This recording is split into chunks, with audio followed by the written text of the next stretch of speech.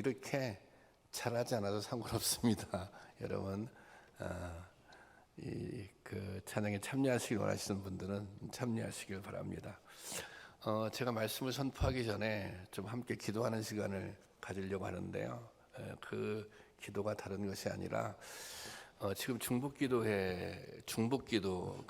이제 소책자죠. 만들었는데 제가 아무리 여러분들에게 중보기도 하셔야 된다고 하시면 은혜가 있다고, 그리고 이 중보기도문이 그냥 쉽게 만들어진 기도문이 아니라고 그렇게 말씀을 드려도, 물론 열심히 하시는 분도 있지만 이제 참여하지 않는 여러분들도 있는 것 같습니다. 그래서 제가 앞으로 예배 시간에 설교하기 전에 꼭 이 중보기도문을 함께 지금 여러분이 나눠준 기도 그 문에는 이제 5쪽이 있거든요. 한쪽씩 그렇게 함께 기도하고 또 말씀을 나누려고 합니다. 이렇게 하는 이유는 함께 기도하는 것이 의미가 있고, 실질적으로 여러분들이 기도를 해보시면 은혜가 됩니다. 그래서 그렇게 하려고 합니다. 주보에 실었습니다. 주보에 보시면 목회 게시판에 코로나19 종식과 일상의 회복을 위한 기도 있는데 다 주보에 나와 있습니다. 자, 함께 기도하도록 하겠습니다. 함께 합니다. 하나님, 코로나19와의 긴 싸움 끝에 위드 코로나로 한 걸음 나가게 되었습니다. 아직도 계속되는 바이러스의 위협이 두렵고 염려스럽지만 이제는 코로나19를 이겨내고 나아가야 하기에 여러 가지 시도들과 노력들을 시작합니다. 주님, 저희에게 지혜와 용기를 주시옵소서. 수없는 고난의 고비마다 주님께서 도우시고 힘을 주셨기에 모든 어려움을 이겨내고 여기까지 온 줄 믿습니다. 다시 한번 인류의 역사에 은혜로 개입하시고 자비를 베풀어 주옵소서. 그동안의 혼란과 침체와 퇴보를 극복하고 무너진 모든 것들을 다시 회복할 수 있도록 도와주시옵소서. 특별히 다음 세대들을 기억하여 주시기를 원합니다. 오랫동안 제대로 된 학교 교육을 받지 못하고 인생의 가장 중요한 시기를 팬데믹 속에서 보낸 아이들에게 특별한 자비와 사랑을 베풀어 주옵소서. 안전하게 등교하고 학업에 집중할 수 있도록 도와주시고 역사를 바라보는 바른 시각과 가치관을 허락하셔서 오늘의 어려움을 오히려 미래의 교훈과 지혜로 삼게 하옵소서. 이후로 이루어질 청소년과 어린이들의 백신 접종에도 주님의 도우심과 보호하심이 있기를 간구합니다. 안전하고 순조롭게 모든 과정이 이루어지게 지켜주시고 치료약이 속히 개발되어 상용될 수 있게 도와주시옵소서. 또한 심각한 어려움에 빠진 이 땅의 경제가 되살아나게 하시고 자영업과 모든 기업, 가게의 회생이 길을 열어주옵소서. 저희 모두에게 더욱 굳센 믿음과 기도 힘을 주시옵소서. 하나님이 함께 하시며 힘을 주시면 이겨낼 수 있을 줄 믿습니다. 주님이 저희의 힘과 소망이 되어 주옵소서. 예수 그리스도의 이름으로 기도합니다. 아멘. 여러분 은혜가 되시죠? 할렐루야. 오늘 말씀을 통해서도 주님께서 우리에게 주시는 은혜가 있을 줄로 믿습니다. 어떤 물체가 움직이기 위해서는 동력이 필요합니다. 자동차는 약 2만 5천 개의 부품으로 이루어져 있다고 합니다. 이 부품들이 서로 작용하며 움직이려면 동력을 발생시켜 주어야 합니다. 자동차의 에너지를 발생시키는 장치, 그것이 바로 엔진입니다. 엔진이 이제 가동돼야 되는 것이죠. 그래야 에너지가 발생됩니다. 엔진에 시동이 걸리고 동력이 발생해야 차가 움직일 수 있는 것입니다. 여러분 신앙생활도 그렇습니다. 신앙생활을 잘 하기 위해서는 에너지가 필요합니다. 힘이 있어야 합니다. 그래야 헌신도 봉사도 잘 할 수 있습니다. 신앙생활에서 에너지를 공급해주는 동력 장치는 바로 기도입니다. 기도의 시동이 걸려야 신앙생활에 에너지가 공급되고 활력이 생기는 것입니다. 그래서 기도는 신앙생활의 엔진이다, 이런 말도 있습니다. 성도들에게 기도를 어찌 보면 쉬운 것 같지만 이게 힘든 영역이기도 합니다. 기도에 대한 갈망은 있지만 막상 기도하려고 하면 뜻대로 되지 않는다, 그렇게 말씀하시는 성도님들이 있습니다. 성경에 보면 예수님도 기도하셨습니다. 예수님께서도 아버지의 뜻을 이루는 삶을 살기 위해서 홀로 기도하셨던 것입니다. 이 예수님의 모습, 예수님의 기도하는 모습을 통해서 우리가 배우는 교훈이 있습니다.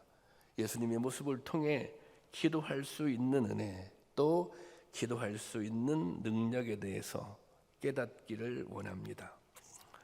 우리는 기도의 필요성을 잘 알고 있습니다. 그렇죠? 우리가 기도해야 된다는 사실 잘 알고 있잖아요. 그리고 또 기도의 응답에 대한 갈망도 있습니다. 우리가 기도하면 하나님께서 응답해 주실 거야, 이런 갈망이 있어요. 그리고 또 기도하고 싶은 마음도 있습니다. 그렇지 않습니까? 이 성도라면 기도하고 싶은 마음이 다 있는 거예요. 하지만 기도하고 싶은 마음이 있다고 해서 모두가 열심히 기도하는 것은 아닙니다. 그렇다면 우리는 왜 기도하고 싶은 마음은 있지만 실제로 기도에 전념하지 못하는가? 기도하고 싶은 마음이 있어요. 기도의 필요성도 알고 있어요. 응답에 대한 소망도 있어요. 그렇지만 왜 우리는 기도하지 못하는가? 왜 우리는 기도에 전념하지 못하는가? 그 이유 중에 가장 큰 이유는 기도하는데 장애물들이 있거든요. 이 기도의 장애를 극복하지 못하기 때문입니다. 신앙생활에는 끊임없는 도전과 회방이 있습니다. 사탄은 우리의 생각과 감정을 틈타고 하나님께로 나가는 것을 방해합니다. 사탄은 우리가 하나님께 가까이 나가는 것을 싫어합니다. 우리가 하나님과 친하게 지내는 것을 싫어합니다. 그래서 사탄은 무엇보다 우리가 기도하는 것을 싫어합니다. 그래서 갖가지 방법으로 기도하는 것을 방해합니다. 그리고 우리의 마음속에 역사하는 거예요. 그래서 피로함, 또 이 나태한 생각, 이런 생각을 들게 해서 기도를 시작하기도 전에 포기하게 만드는 그런 사단의 전략이 있는 것입니다. 우리가 이런 생각 하잖아요. 지금은 너무 피곤하니까, 또 지금은 너무 바쁘고 급한 일이 있으니까 나중에 기도해야지, 이런 마음이 우리 가운데 있다면 그것은 사탄이 주는 생각인 것입니다. 그런데 본문에 보면 예수님이야말로 바쁘고 피곤한 중에 기도를 하십니다. 오늘 본문이 기록되기 전날은 안식일이었습니다. 예수님께서는 안식일 날 아침에 회당에서 가르치는 일로 하루를 시작하십니다. 그리고 그 후에 베드로의 장모를 찾아가 열병을 고쳐주셨습니다. 그리고 이 소문이 동네에 퍼지자 동네에 있는 병자들이 전부 몰려들었습니다. 그래서 예수님께서 그 병자들을 다 고쳐주신 거예요. 그 병자들을 위해서 다 기도해 주신 거예요. 마가복음 1장 32절 말씀 제가 볼게요. 저물어 해질 때 모든 병자와 귀신 들린 자를 예수께 데려오더니, 동네 모든 병자들, 모든 귀신 들린 자들이 다 모여서 시간 언제까지, 여기는 그냥 해질 때까지라고 했는데 정말 밤새 이 사역을 하셨을지도 몰라요. 그런데 이튿날 새벽날이 밝기도 전에 일어나서 예수님께서 기도하시는 것입니다. 오늘 본문 35절 말씀인데요. 자, 같이 볼까요? 시작. 새벽이 아직도 밝기 전에 예수께서 일어나 나가 한적한 곳으로 가사 거기서 기도하시더니, 새벽 아직도 밝기 전에, 새벽 미명에 예수님께서 일어나서 한적한 곳으로 가서 기도하셨던 것입니다. 전날 너무 바쁘셨기 때문에 그 이튿날은 쉬는 것이 아니라 오히려 새벽에 일어나 기도하셨습니다. 바쁘고 피곤함에도 불구하고 기도하시는 것이 아니라 오히려 기도로 이 피곤함을, 이 분주함을 극복하시는 것입니다. 여러분, 기도에는 그런 힘이 있습니다.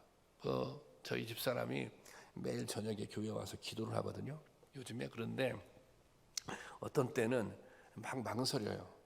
피곤하다고, 힘들어서 오늘 기도하러 가기 싫은데 오늘은 그냥 기도하러 가지 말까? 이제 그렇게 이제 여러 차례 망설일 때가 있어요. 이제 그러다가 기도하러 가요. 결국에는 이제 가는데 와서 1시간 반 정도, 길게 하면 2시간 정도 그렇게 기도하고 오는데요. 집에 들어올 때는 딴 사람이 돼서 와요. 나갈 때는 그렇게 피곤하게 힘들게 그렇게 나갔는데 기도하고 나면 힘이 나는 모양이에요. 그렇게 아주 다른 사람이 돼서 나타나요. 여러분, 기도에는 그런 능력이 있어요. 기도를 해보신 분들은 알고 계실 거예요. 여러분, 우리가 바쁘고 분주합니다. 바쁘고 분주하면 하나님과 멀어질 수 있어요. 또 힘들고 지쳐 있습니다. 우리의 삶이 회복이 필요하죠. 그래서 더욱 기도해야 한다는 것입니다. 어떤 상황도 또 어떤 조건도 기도를 미루게 할 이유가 없는 것입니다. 만약 여러분 가운데 힘들고 지쳐 있다면 그때가 기도할 때인 줄로 믿으시길 바랍니다. 우리는 기도할 때 여러 가지 장애물을 만날 수 있습니다. 정말 갖가지 방법으로 사단은 우리의 기도를 가로막습니다. 이 기도의 장애물을 극복해야 기도할 수 있습니다. 이 기도의 장애물을 극복해야 기도함으로 이 사단의 권세를 결박할 수 있는 것입니다. 바라기는 기도의 장애물을 극복할 수 있는 우리 모두가 될 수 있기를 주님의 이름으로 축원합니다.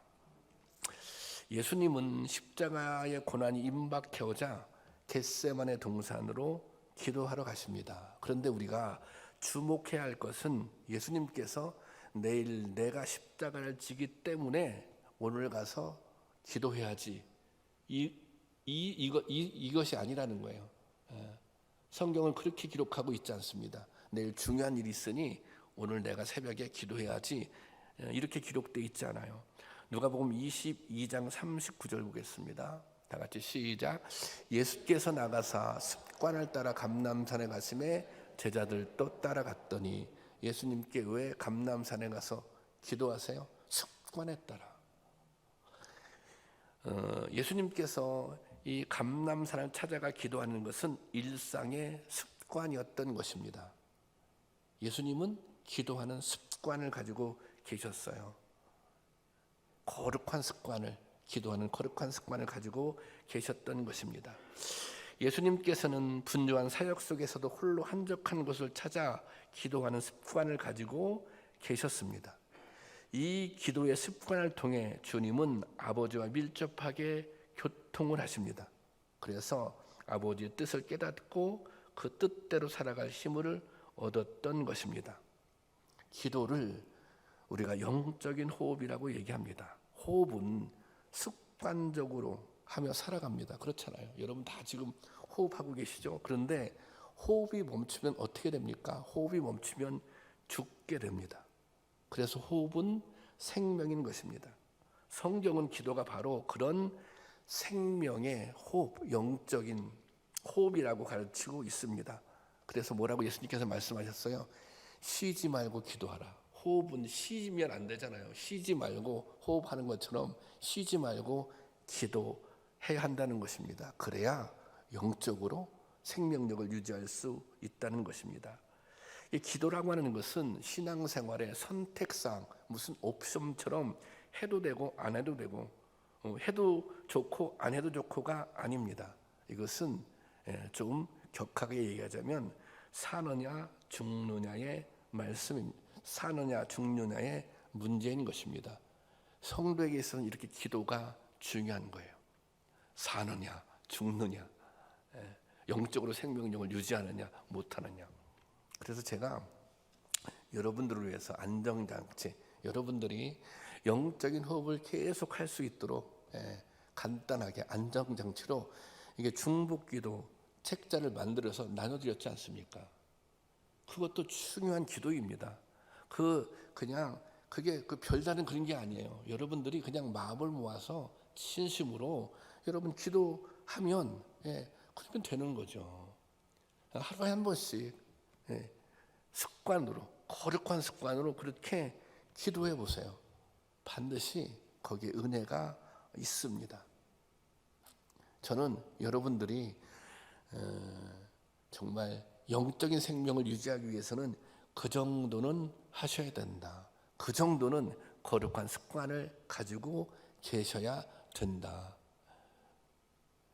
만약 그것도 못한다고 한다면 저는 모르겠습니다. 예.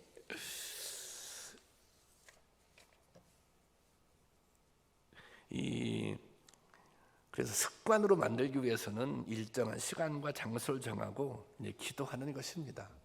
매일 그게 습관이죠. 꼭 무슨 새벽 기도에 나와서 기도하세요 그게 아니라 이 습관, 이것을 뭐라고 그래요? 경건의 시간이라고 그러잖아요. 또 큐티라고 얘기하잖아요. 한국 교회가 가지고 있는 전통이 있는데, 아주 중요한 전통이 있는데, 그것은 새벽 기도입니다. 이 전통은 거룩한 습관에 매우 중요한 훌륭한 본보기입니다. 예수님께서도 새벽에 홀로 기도하시며 경건의 시간을 가지는 습관을 가졌습니다. 다윗도 새벽에 기도하는 경건한 습관을 가지고 있었습니다. 시편 108편 2절 말씀인데요. 한번 다 같이 볼까요? 시작.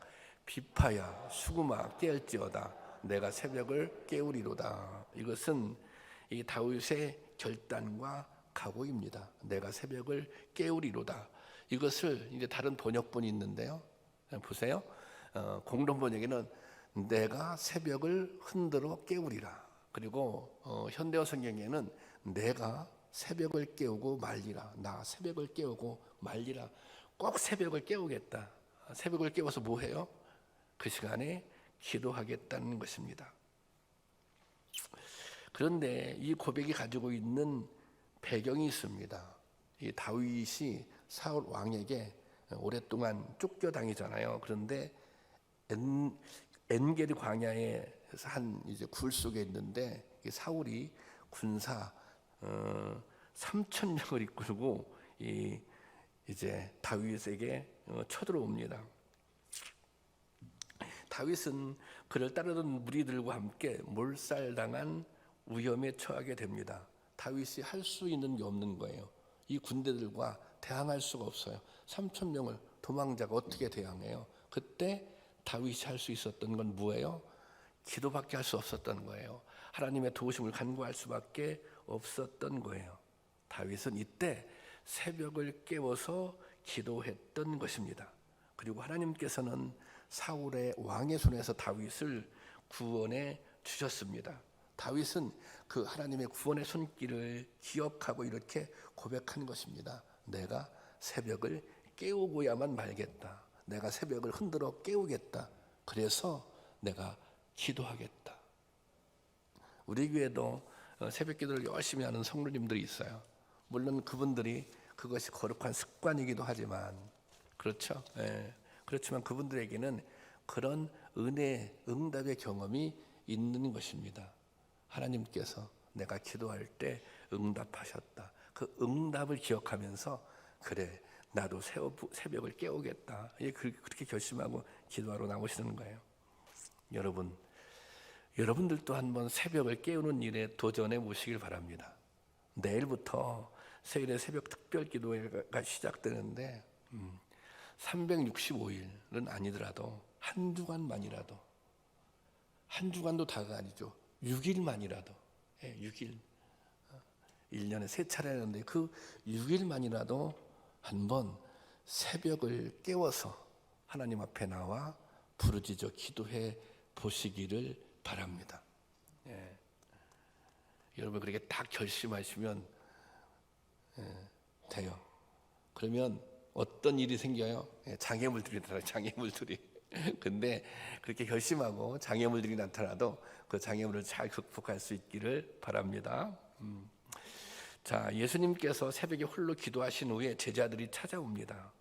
지금 예수님께서 병자들을 많이 고쳐주셨잖아요. 그러니까 이제 소문이 났으니까 많은 병자들이 더 예수님을 찾아올 거예요. 그러면 이제 예수님의 능력을 이 사람들 앞에 다 보여줄 수 있잖아요. 그러니까 제자들의 기대는 이런 거예요. 여기 좀 계시면서 이제 병자들이 많이 찾아오니까 그들에게 주님의 능력을 보여주라고. 그게 오늘 본문 말씀 36절 말씀이에요. 제가 볼게요. 36절. 시몬과 못 그와 함께 있는 자들이 예수의 뒤를 따라가 37절은 다 함께 볼까요? 시작. 만나서 이르되 모든 사람이 주를 찾나이다. 예, 모든 사람이 주를 찾고 있습니다. 예, 그들에게 주님 능력을 보여주세요. 그런데 주님의 생각은 달랐습니다. 38절 말씀인데요. 다 같이 보겠습니다. 시작. 이르시되 우리가 다른 가까운 마을로 가자. 거기서도 전도하리니 내가 이를 위하여 왔노라 하시고 그랬습니다. 이르시되 우리가 여기서 지금 병자를 고치는 게 문제가 아니야. 다른 가까운 마을로 다른 마을로 가자. 거기 가서 말씀을 전해야 된다. 내가 이를 위하러 왔노라. 내가 이를 위하여 왔노라라고 하는 것은 이것이 하나님의 뜻이라는 것입니다. 예수님은 새벽에 홀로 기도하시면서 장차 해야 할 방향, 하나님의 뜻에 따라 그 방향을 결정한 것입니다. 기도라고 하는 것은 이렇게 하나님의 뜻, 하나님의 역사를 깨우치는 통로가 됩니다. 그리고 또 그 역사를 이어나갈 수 있는 힘을 주는 거예요. 우리가 기도하는 중요한 이유, 제가 여러 번 말씀드리는데요. 첫째는 하나님의 뜻을 깨닫기 위해서 기도합니다. 물론 우리가 굳이 하나님의 뜻을 깨닫지 않아도 이미 알고 있는 하나님의 뜻이 있어요. 굳이 깨닫지 않아도 그냥 말씀을 보면 우리가 쉽게 알 수 있는 그런 하나님의 뜻이 있어요. 그런 예수님의 가르침이 있어요. 그렇지만 이게 도대체 하나님의 뜻은 무엇이? 내가 어떻게 해야 되지? 이런 상황들도 여러분 만나잖아요.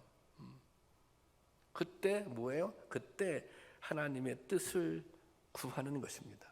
하나님의 뜻이 무엇인지 깨닫게 해주세요. 그렇다면 제가 하나님의 뜻대로 행할게요. 이게 저도 이제 목회를 하면서 이런 순간들이 있어요. 답이 뻔한 것 같아. 그냥 합리적으로 이렇게 하면 될 것 같아.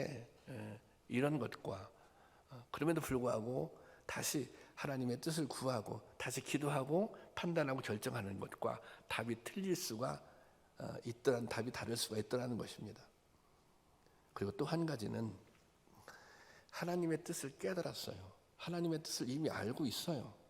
그런데 때로 이 하나님의 뜻대로 행한다는 것이, 예수님의 가르침대로 행한다는 것이 이게 쉬운 게 아닌 거예요. 단순히 내가 가지고 있는 능력으로 행할 수가 없는 거예요.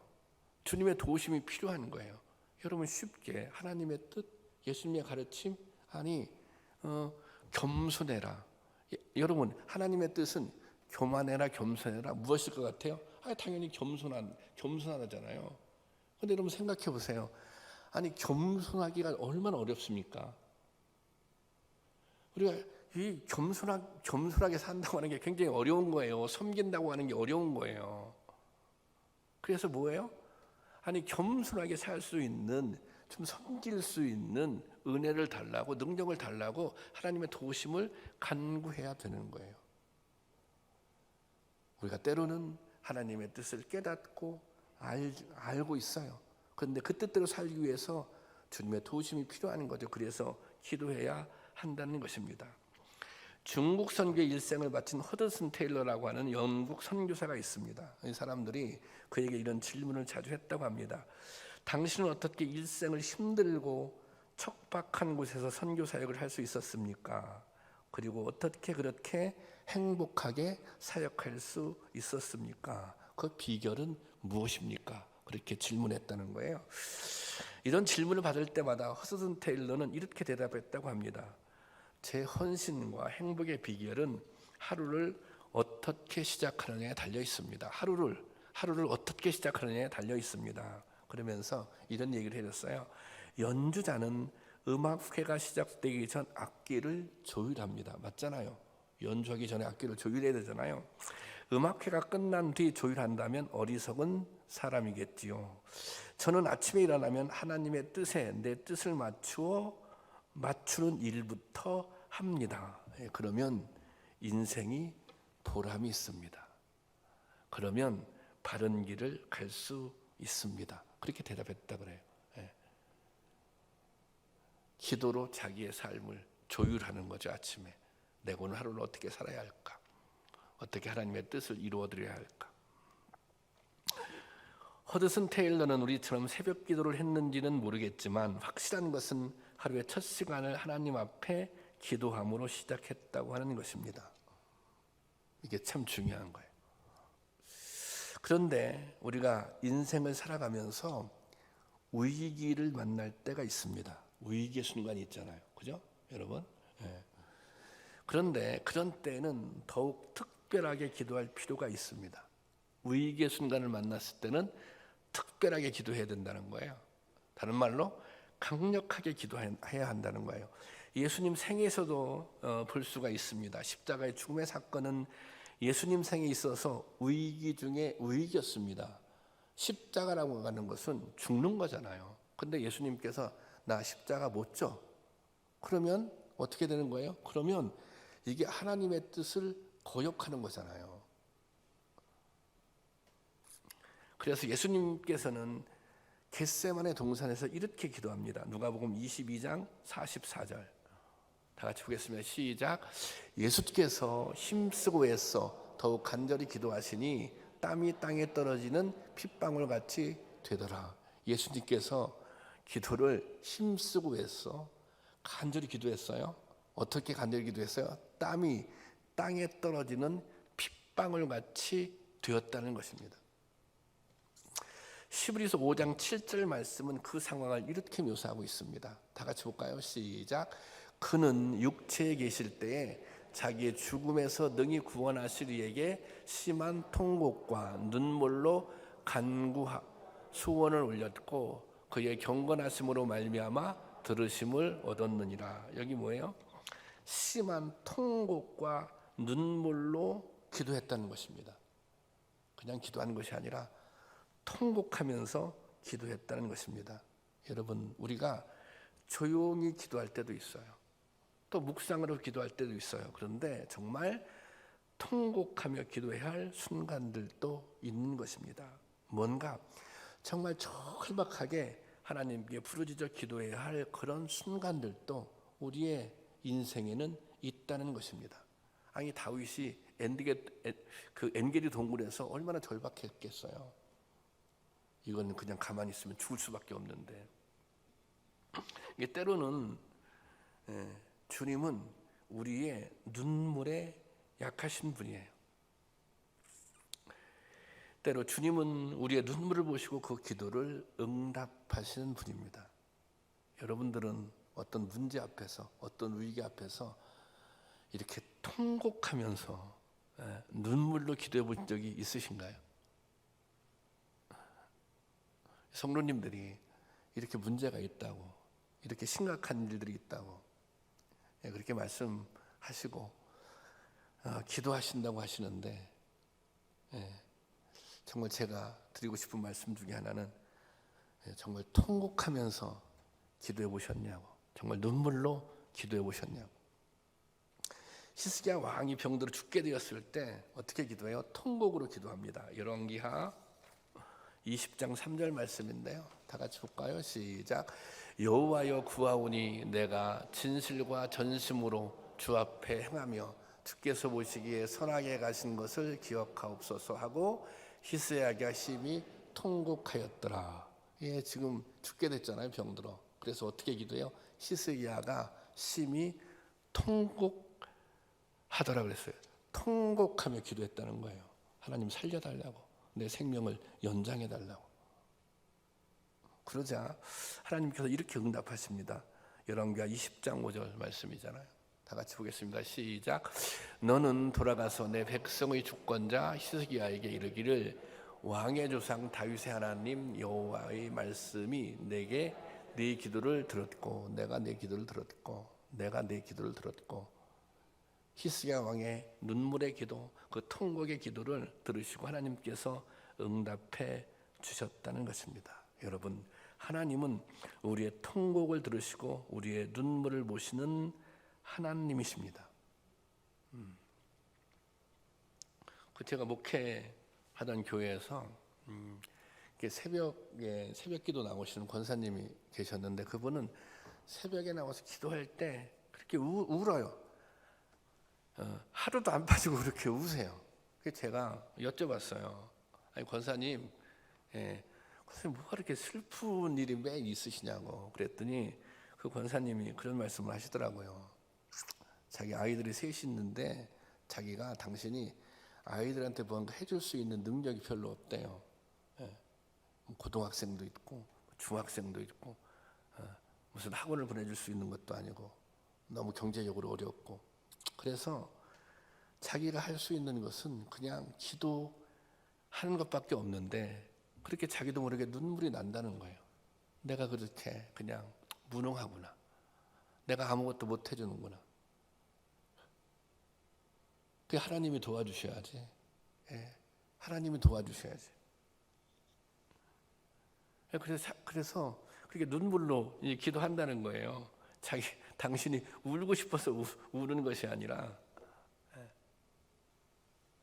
그런데 지나고 보니까 그분의 아이들이 다 대학을 가고 또 좋은 배우자를 만나고 또 남편도 믿음으로 바로 세워지고, 그분이 결혼했을 때 동네에서 그 세대가 참 안 됐다고 너무 그냥 가난한 집으로 시집 와서 고생만 많이 한다고.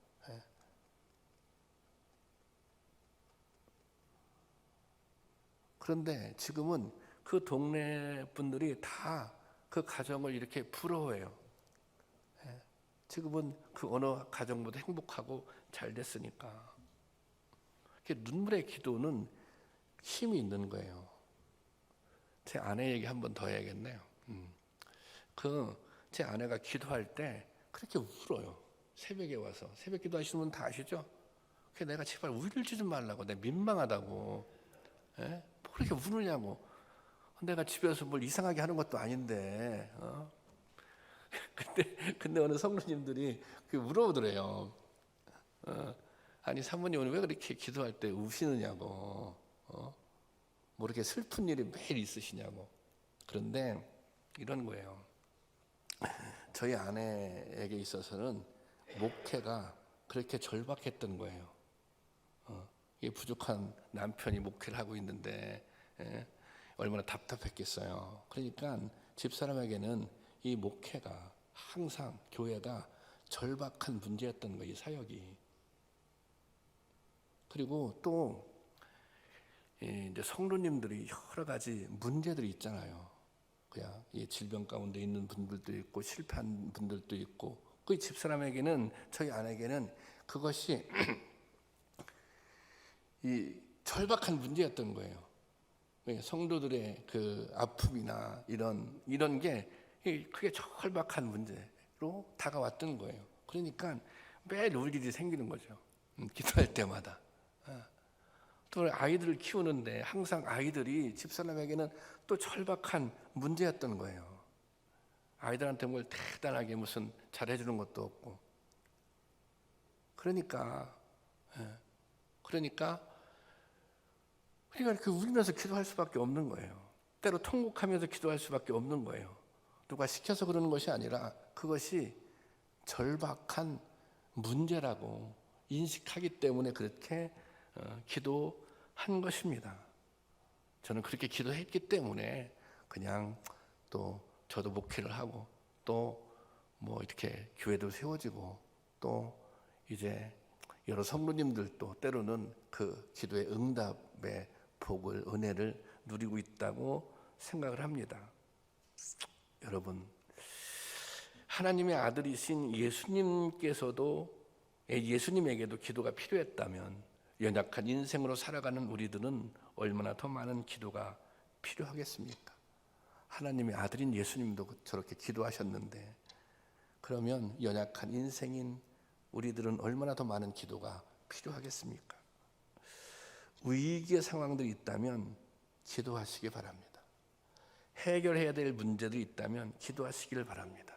그리고 기도하려고 마음먹으면 장애물들이 나타나는데 그 기도의 장애를 극복하시기를 바랍니다. 그리고 핑계들 있죠. 핑계들을 내려놓으시기를 바랍니다. 내일 새벽부터 특별 새벽 기도회가 시작되는데요. 여러분 한 주간만이라도 정말 여러분의 기도로 하늘의 문을 열 수 있기를 바랍니다. 여러분 옆에 분과 마지막으로 이렇게 한번 인사 한번 해보실래요? 내일 새벽에 만납시다. 예, 죄송합니다. 부담을 줘서. 그런데 부담을 좀 가지십시오. 이게 저는 이런 권면을 할 때마다 이런 생각이 들어요. 물론 여러분이 기도하면 저 좋죠. 그렇지만 제가 저를 위해서 기도해 달라는 것은 아닙니다. 기도는 여러분 자신을 위해서 하는 것입니다. 기도는 여러분들이 살기 위해서 하는 것입니다. 여러분들이 믿음이 있다면, 여러분들이 성도로서, 내가 구원받은 성도로서 내가 성도답게 살아가야지, 믿음으로 살아가야지, 나에게 주은 여러 가지 문제들이 있는데 그거 극복하고 이기면서 살아가야지, 그럴 마음이 있으시면 기도하시기를 바랍니다.